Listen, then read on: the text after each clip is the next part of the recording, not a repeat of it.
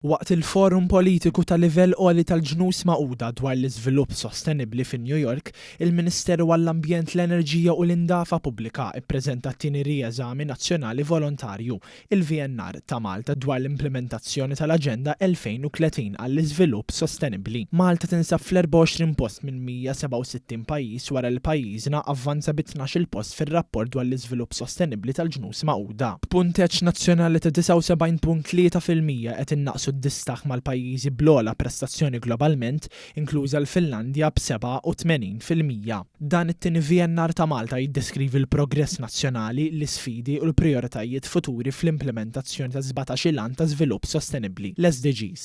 Ir-rapport jinvolva qafas b'saħħtu ta' indikaturi tal-iżvilupp sostenibbli li kien possibbli permezz ta' ħidma konġuta mal-Uffiċċju Nazzjonali tal-Istatistika. Dwar dan il-għan Francine Paċ Karwana, direttur għall-iżvilupp sostenibbli fih dan il-Ministeru, saħqet li d-delegazzjoni Maltija involvit ruħha sew f'sensiela tal-laqat li provdew opportunitajiet sabiex jintwerew l-isforzi ta' Malta fl-implementazzjoni tal-Aġenda 2030.